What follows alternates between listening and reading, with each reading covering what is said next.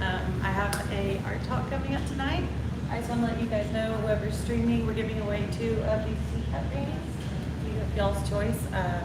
Just leave a comment. We're going to give one out on Facebook. We're going to give one out on YouTube. So, yeah. And me and Robert are going to start chatting about the paintings I have up.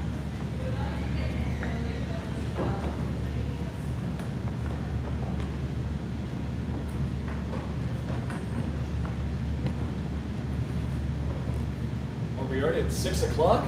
Yeah. 6 o'clock? 6 o'clock. All right. Yeah, I'm excited. Well, join us. Have a seat. Join us, everybody in person, everybody online. Thank you for coming out. For the first of hopefully many Meet the Maker artist talks, we did these for years pre-COVID, and they were wonderful. It's just a great opportunity to talk to the artist while their art is up and around us, so we can figure out the hows and the whys and everything about making the art. So, without any further ado, I'm happy to introduce Liz Onken. This is Liz's second exhibit here at Loma Arts and Entertainment. And one thing that was great about having Liz back is now she is a tenant as well as a visiting artist. So you did not have to visit very far for this exhibit. So tell us a little bit about yourself and your background and how you got into arts. So I guess I've been showing for 10 years now, which is crazy to think about. Second time at Low Mill. This body of work, it kind of has a little bit of everything that my style is going to change over those 10 years. So everything from more representative pieces to fully abstracted, and then what we've got here now. And so I started off art at Auburn University. I started my degree in architecture. Then I took some 2D design classes, painting as an elective, and that was kind of game over for me. I fell in love with painting and changed my major to BFA, and did not regret it at all. I was mainly focusing in painting and drawing in my BFA. My thesis is where my textile works came out. That was my first show I had over at Loma was showcasing my textile work, since this was an old textile factory. It was really cool to, have that history with those current works. It's a really great place to show. I just want to thank Robert and everybody here for having me showing my work again, and also for getting to have an awesome studio up here. It's a great space. It's open Wednesday to Saturday.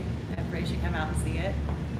The show will be up until Saturday. So we have an open studio night, and we're really excited about that. But this was kind of the piece that kicked off this body of work. It came from my sketches that I did during my travels. I fell in love with traveling in school. I got to go abroad to study in Rome, and I learned some old techniques of painting, encaustic. My love for texture really came out there. Was that affiliated with the Auburn classwork? Yes, so it was through Auburn, but they had it for a semester over in Italy, and it was really fun. I went with a few students from there. We were taught by Italian professors, as well as we were chaperoned by one of our professors, Stanko. He was Croatian. Taught us some really, really cool old Mediterranean styles of painting, which kind of kept carrying on through my works and travels growing up as an artist. So Rome was definitely when I changed my style from to more of an abstraction. It definitely left the biggest impact on me. I just saw how amazing travel could be for artwork, and getting new perspectives, I was young, it was new, and I kind of got hooked there.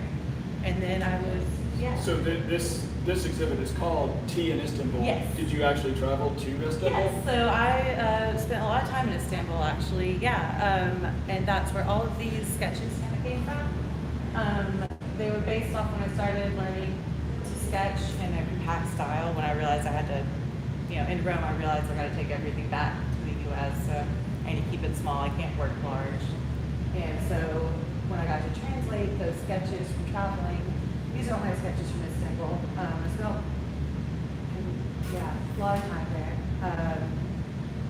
And I translated these sketches from just charcoal, small little travel notebooks into these larger formats using the vibrancy and the color. These are all based on the colors from Istanbul.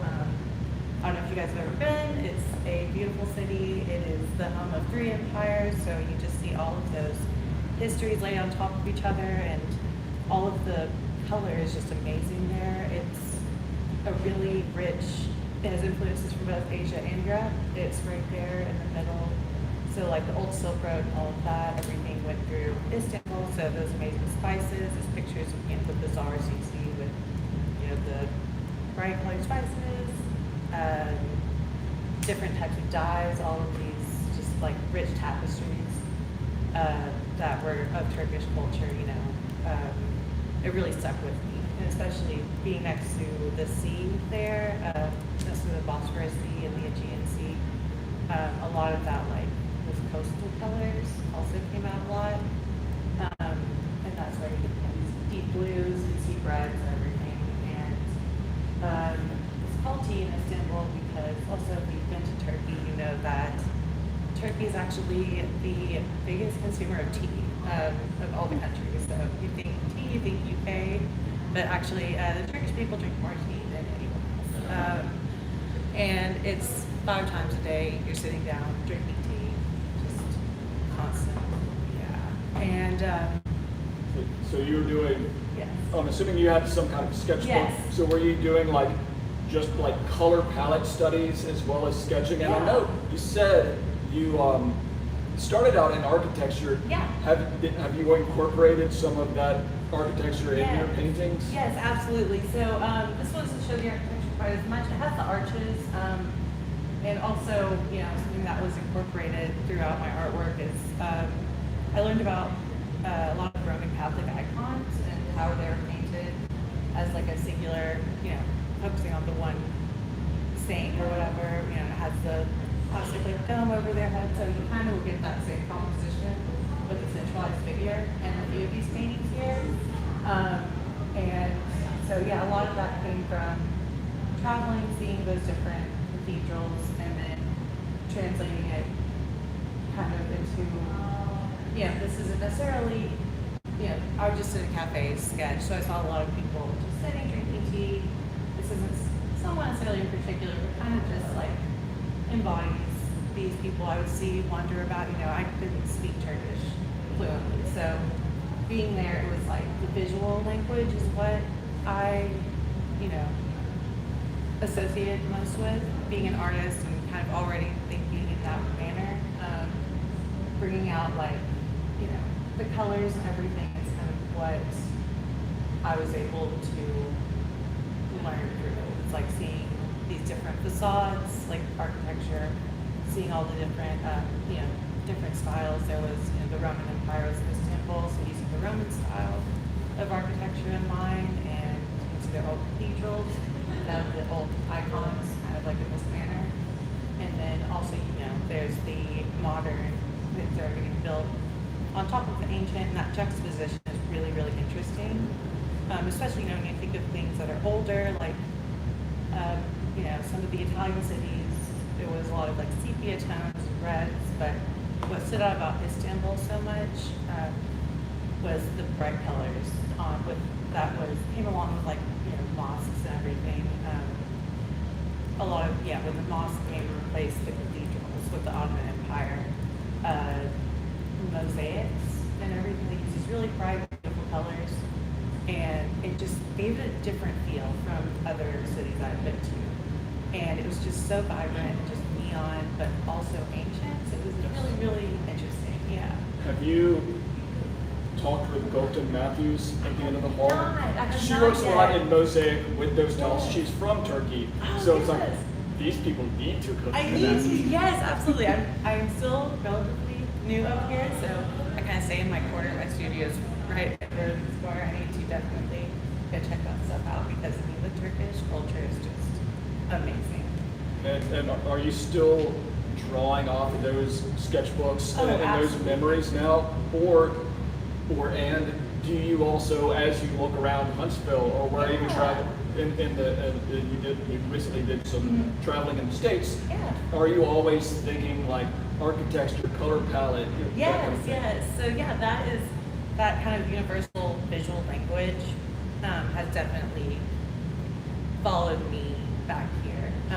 That comparing and contrasting between, we have a very new world here that we see.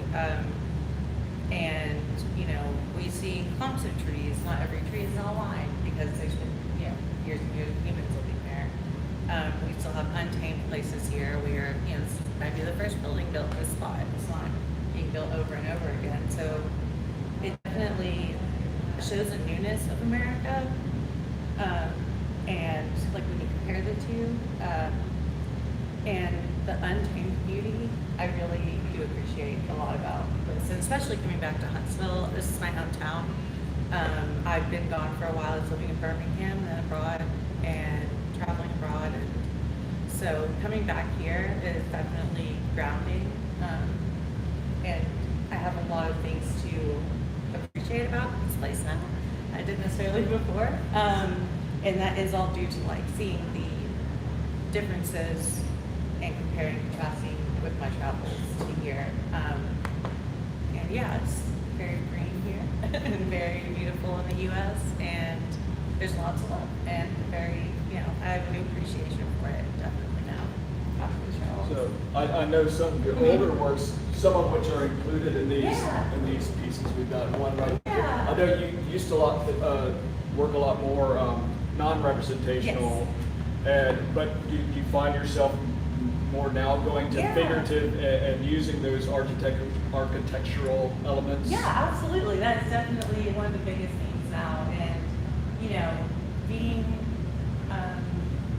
in another country and not speaking language and learning their visual language and watching and, I was that creepy person at cafes staring and watching people because, I'm just learning American. I'm obviously a tourist.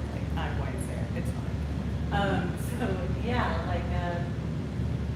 Definitely you can see, and not necessarily this piece so much, is definitely focused. This is the first one in the newest series, but it pulled back,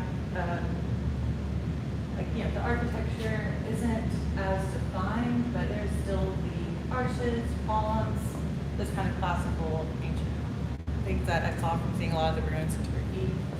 And, but I guess some of these other pieces, I don't know if we're able to see any of these.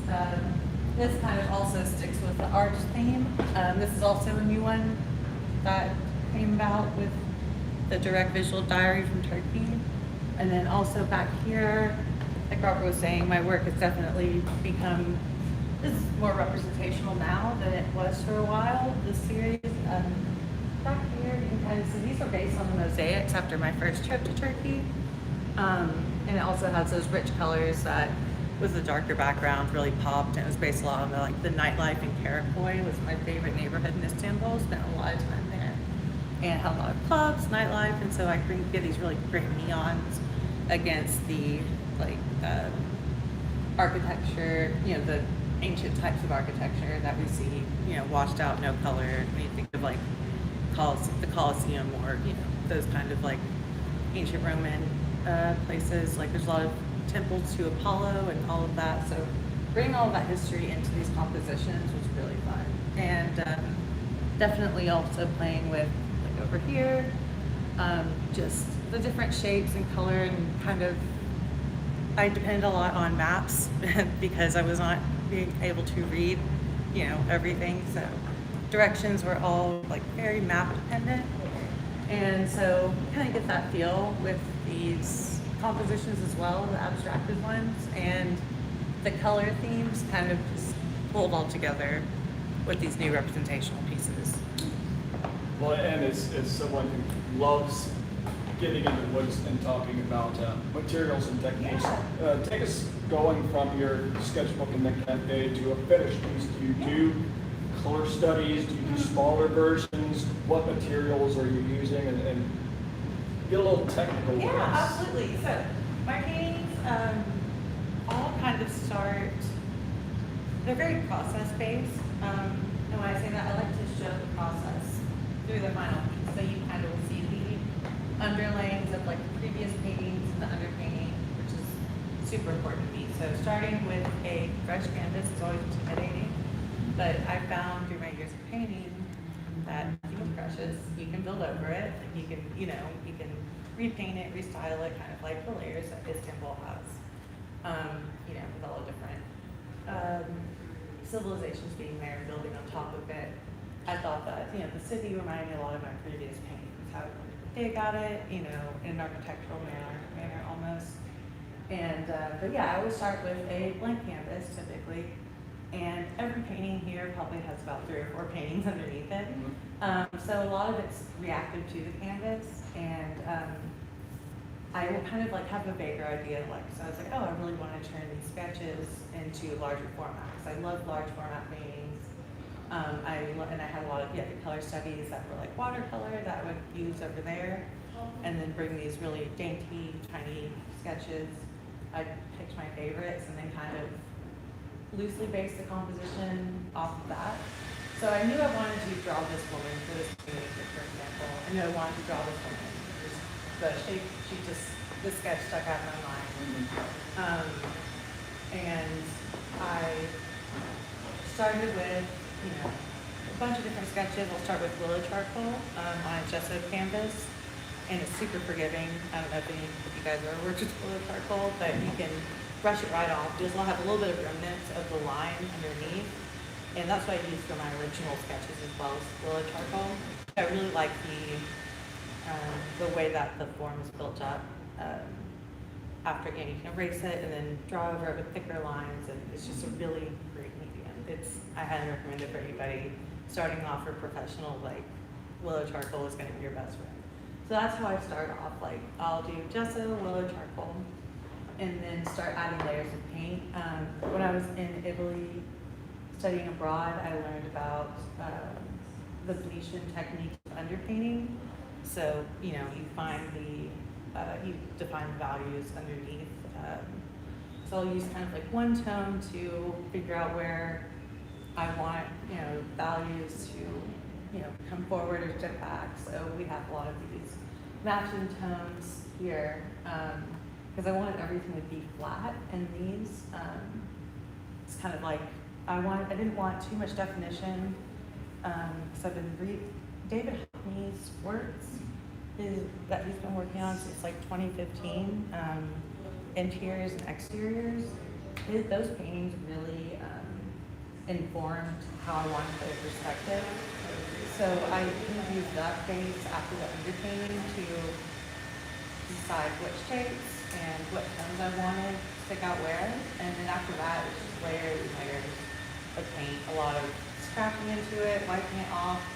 And then also at the end, I like to come back with willow charcoal and kind of scrape into the acrylic paint as it dries. Yeah, I use acrylic for these because I tend to not have the patience for oil paint at all.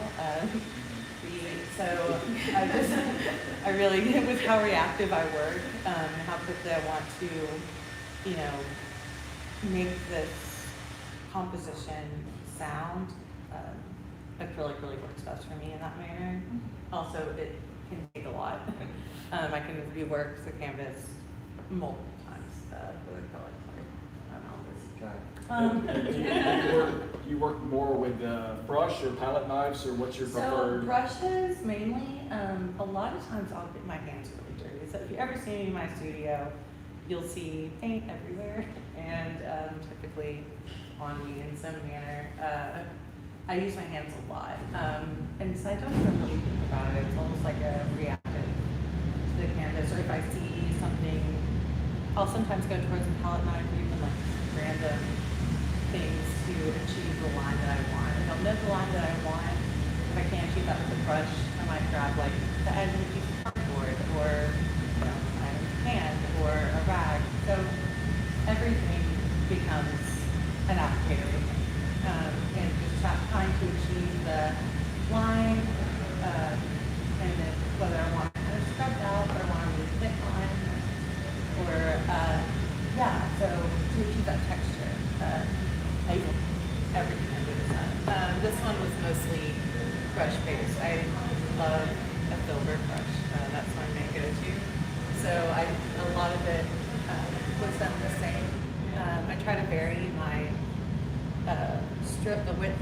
paint strokes. So while you will see, the same size strokes kind of getting the composition together, you will see a lot of varying sizes. Just that will make it the painting a lot more interesting. And yeah, this one was a lot of scrubbing into it, painting over, scrubbing into it, and finally ended up with what my stomach was happy. I felt in my gut that this was a happy composition. One of the hardest, it seems like one of the hardest things for people to do is to know when a piece is finished. Yes. And it can be overworked, and it can become stale. Yes. Yours have a wonderful looseness to them. So it's just literally a gut feeling. Yes, it's for quite literally when to, a gut brush feeling. down. Yes, it was, and that's something that's great about being here at Low Mill. Connor down the hall, he's been painting oil paints for forever. I grabbed him and was like, hey, what do you think of this composition? Like, I feel like it's not done yet. He's like, hey, the painting can be finished, it's never done. And that stuck with me so much. And I do like I said, I do love sitting on that balance of very loose. You can still see, you can even see hints of the original sketch underneath her. So you can see the layers of process and building up in this. That's something I really like. I want to keep it raw. I don't want something that's going to be like a photograph. That's such a, today, in 2025, everything is mass produced. Everything is really easy to capture digitally. We can take a picture on our phones, but it's something about having a painting an abstraction that is just so human. And I want them to feel like, their own humans. Like they have their own personalities and flaws, which is something that's really important. The flaws are what make my paintings 100%. So diving straight into a canvas versus, I used to paint based off of a grid, very actually right over here, I pulled this painting with the cat. Actually one of the first paintings I did, that was from 2010 off of a photo that was actually taken in Istanbul. Cats are, by the way, a really big thing there. So yeah, cats everywhere.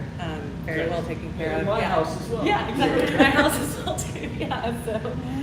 So speaking about cats, this is kind of running backwards, but while we're talking about cats, I'm going on every painting from the show that sells on Open Studio Night, which I recommend you guys come out. It's on the 20th.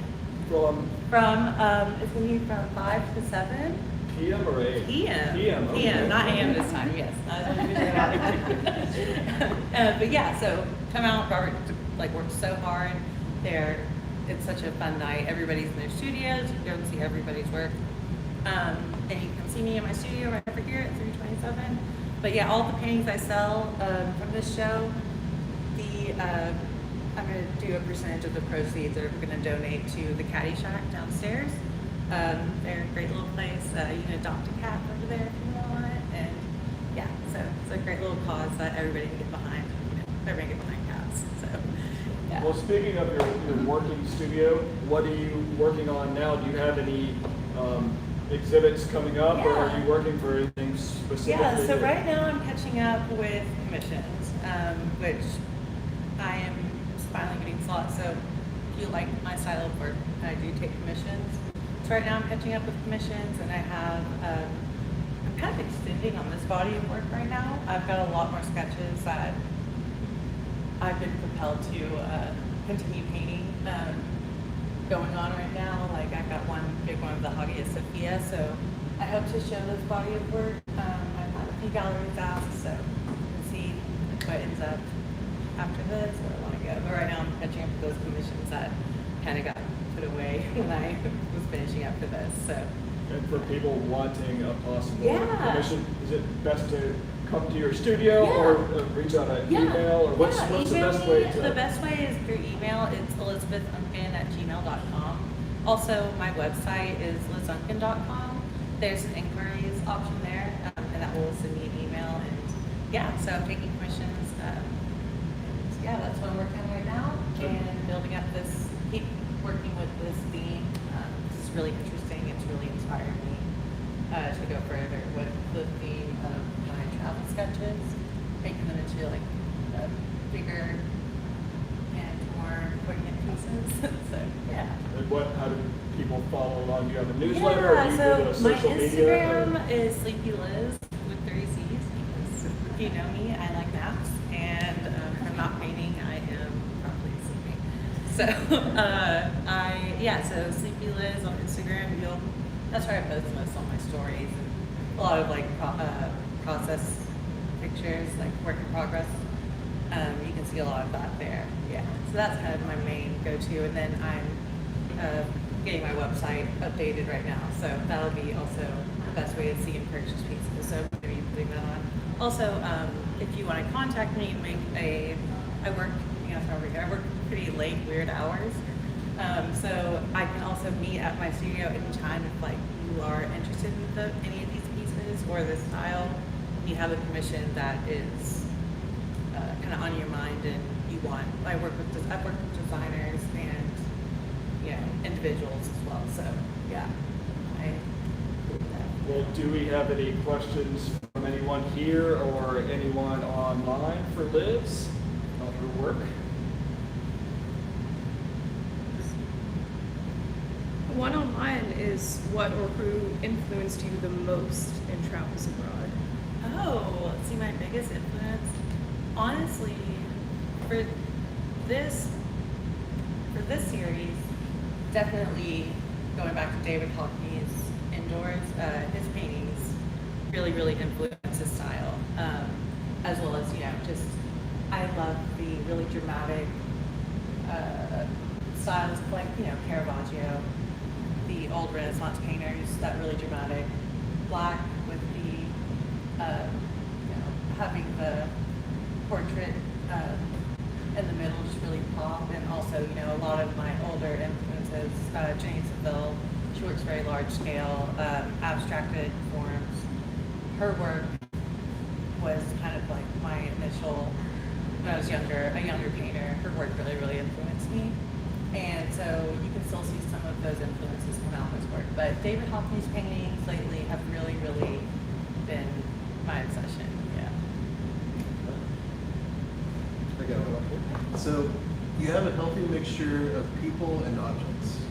When you travel, is it mostly people who influence you, the visuals that influence you, context, the landscape? Like, what is it? Is it just all of them? That's a really, really great question. Thank you. Thanks. Thank you so much.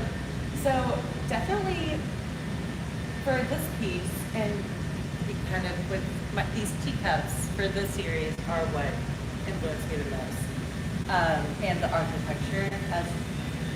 So with this series, definitely the teacups were my little muse that I was a constant everywhere I went in Turkey. There's always the same teacups, and the culture behind like the cafe culture, sitting and looking at these like city streets and seeing those like facades of all these buildings definitely came out in a lot of these pieces, especially some of these newer pieces.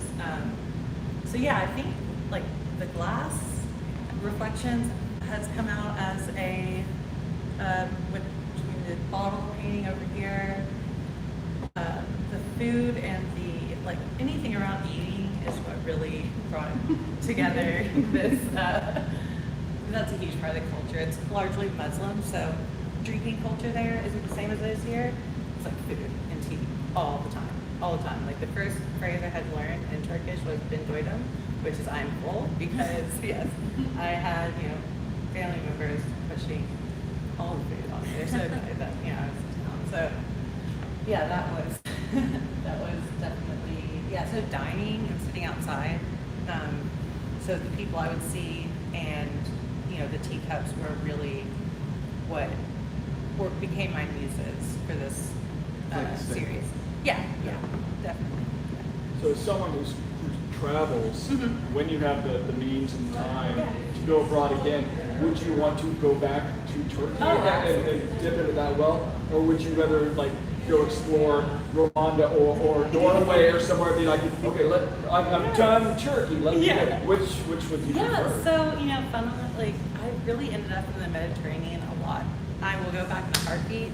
However, I know that I really do want to see, I really want to kind of western side of Europe. I know me and my brothers have actually talked about going, taking a trip, going from Italy up through France and Germany. So that's kind of like where we want to go next. So you guys get on that. You get our passports, you get our tickets. And so yeah, so I really want to see, especially, so we have German ancestry, and recently in the past 5 years, our family has changed a lot. We've lost a lot of people on my dad's side, including my father. And so I really want to delve into the Onken history and go see, you know, the towns that our family is from, you know, the Onken side and Steuben side both. And I think, like, you know, having that identity will bring us closer to our family. So, like, again, to my brothers, let's start planning that trip. Let's go, yeah. So that's something that I'm really excited to see next time. But I will absolutely go back to Turkey. Nicest people, best food. I mean, I spent a lot of time there, so it's, Before you go, you gotta talk to Goten. Yes. And then you can know the Yes. real places, Exactly. not the touristy places to go. yeah. So actually, yeah, when I was up there, I spent time, my ex now, but that's weird. He's Turkish, so we go stay with his family for like months on end. And my visa only lasts for 3 months, so kind of switch it up. But so I got to see a lot of the really cool. I got to see the non-touristy side of Turkey. Yeah, I do need to go talk to them still. Get some more places. We stay on the western coast, between like Bodrum and Didim, Izmir and Istanbul. So I would like to know more about the eastern side of Turkey. And yeah, I'd absolutely go back there. Highly recommend it. Any more questions for Liz? Go up here. How has painting affected your relationship with memory keeping? That's such a cool question. So, painting is one of the only things, like so many people have anxiety. And I don't know if y'all can tell right now, but painting is one of the only things that keeps my brain quiet. So it was a meditative thing for me.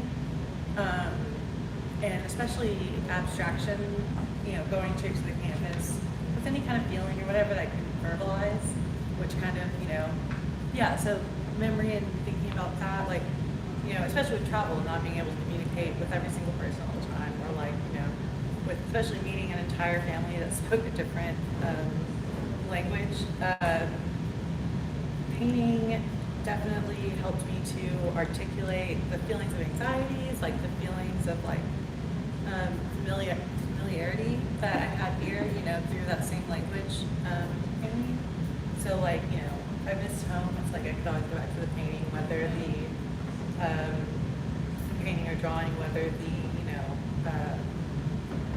the subject matter was foreign or not. That act of painting was always there, and especially, you know, when I get really anxious anytime, especially now, straight to the studio, I can just absolutely, like, I close my eyes and 8 hours have gone by, like I'll look outside and the sun will be coming up and I'm like, oh, I need to go home. But it definitely helps me to articulate a lot of feelings, anxieties, and into something that is chaotic and, you know, has a lot of mistakes, but it's still very beautiful.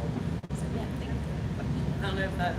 Well, that's interesting. You said at Auburn, you were immediately kind of drawn to painting. Was that kind of the thing that was like, oh, my anxiety is lessened as soon as I pick up a brush? Yeah, so that was kind of when, this was my aha moment, was when I realized that, you know, it didn't feel like work to me. It felt really cathartic, really satisfying, and it made sense. Like, as abstract as these pieces were, they made sense to me. The composition felt, you know, there. In Auburn, actually, yeah, it was kind of, you know, when you're in college, you're by yourself, you're young. Like, I was like 17, scared, 18. And I, you know, architecture was a whole different language in itself, but those painting classes really are what just like hooked me. This painting, you know, we were talking earlier about the motif of Istanbul having come up in old paintings, and I included this painting over here with the cat. That was the first painting I did. That was the end of 2010. that's what I kind of realized, like, oh, I do have this ability to paint. I have this ability to create, onto the canvas, square by square. That was like the grid paintings. I did more realism, but still you can see my style in it. That's when I kind of clicked that, oh, I'm kind of good at this. Like, I think I kind of want to keep pursuing this. Also, wow, my brain's quiet, So, yeah, so I just kind of like, I just pursued it because I loved it. There's no feeling like it.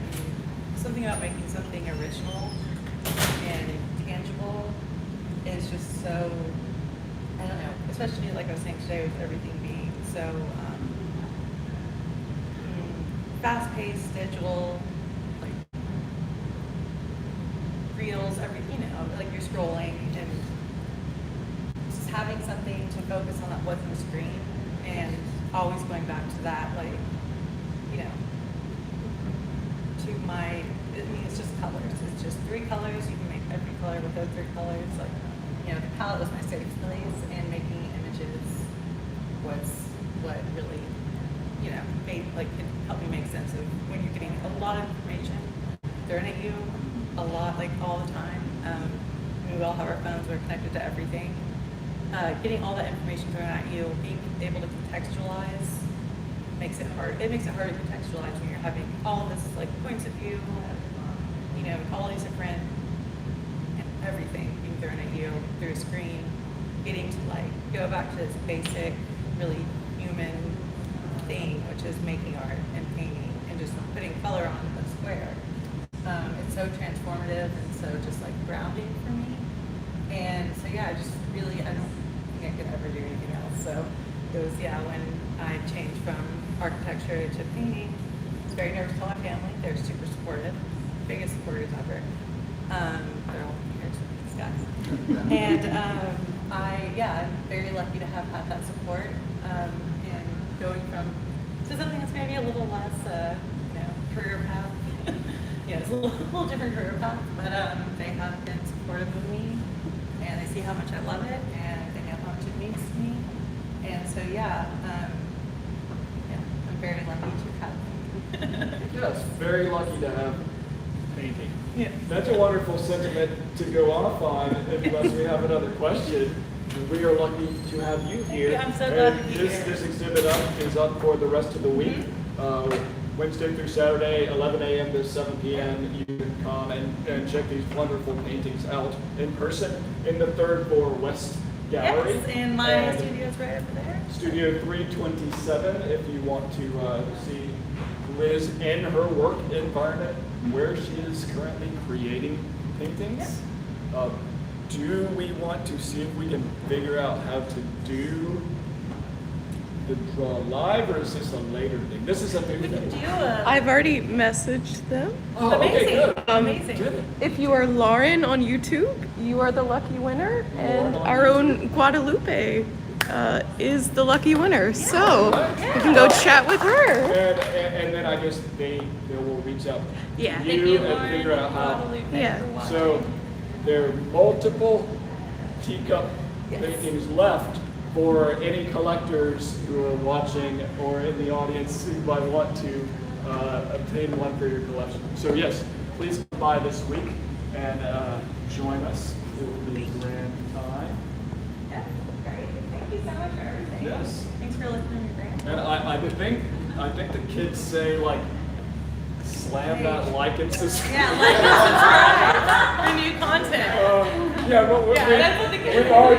are gonna try to start doing this regularly, and I think Wednesday at 6 is a pretty wonderful time. So follow us, and we'll give you a heads up on when we're doing future artist talks, because I just love hearing how and why people make their art, and you just did a wonderful job. Oh, thank you. Thank you.